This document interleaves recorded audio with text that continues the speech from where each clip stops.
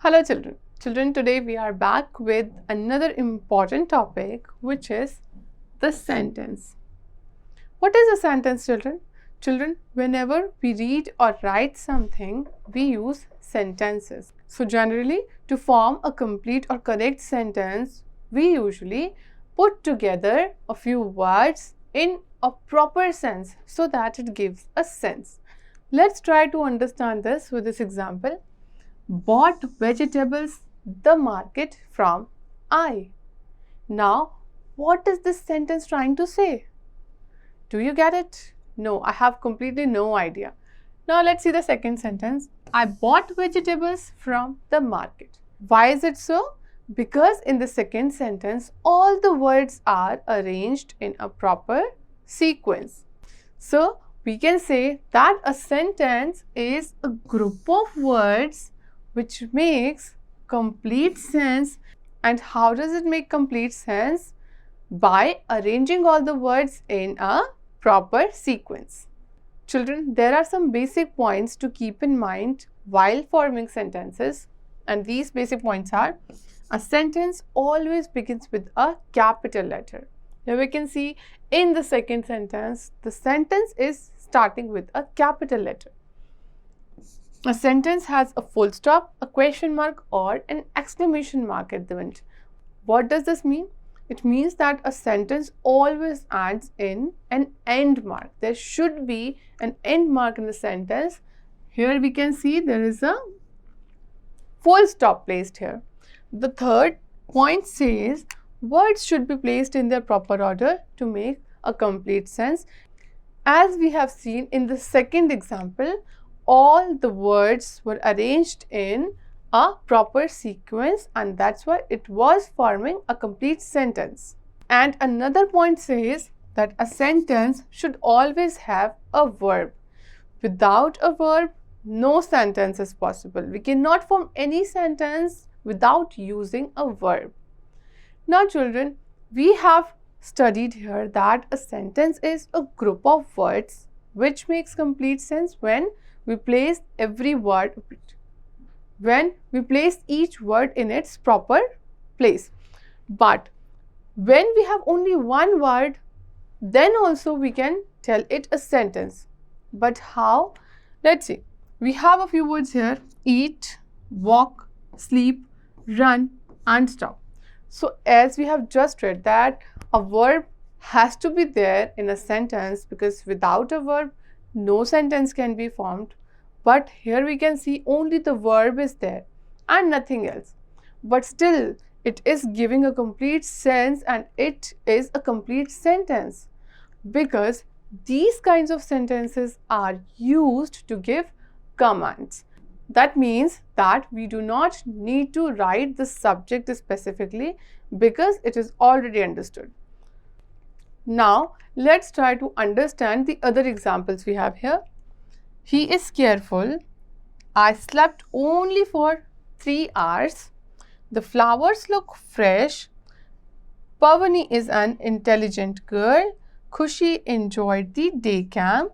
So these sentences are the simple statements, and nothing else is written in this sentence. Okay, these are the sentences which are giving a general idea or a general statement. These are telling about something in general. So these kinds of sentences are called the statements when we give a simple statement. So statements always end with a full stop. You can see all the sentences are ending with a full stop here. And we call the statements declarative or assertive sentences also. Now, children, whenever we want some explanation about something, or when we want to know more about something, we generally ask questions.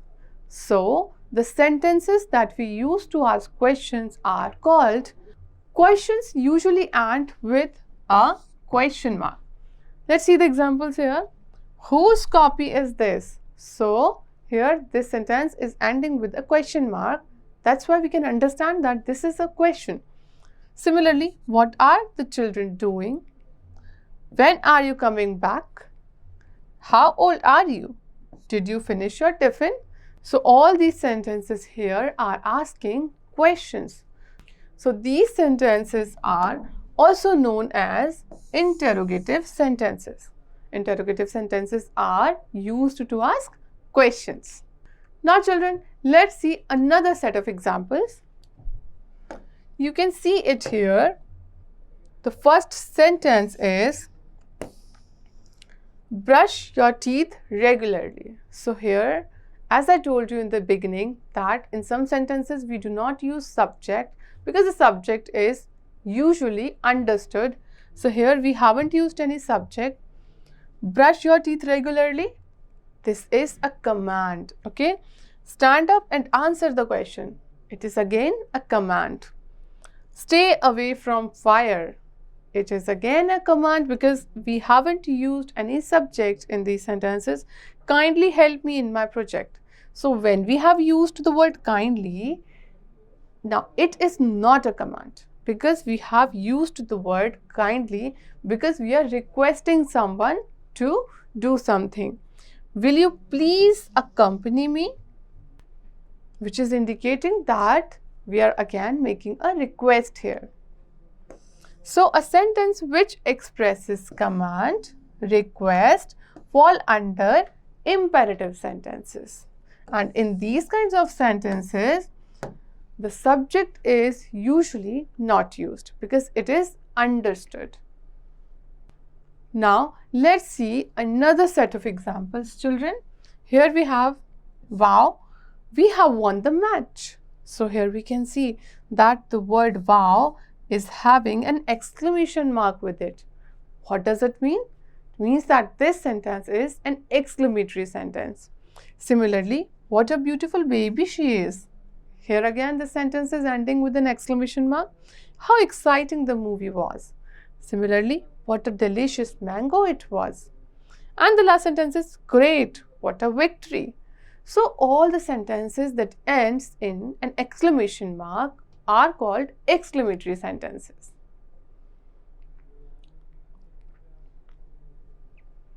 Now let's go through the definition also.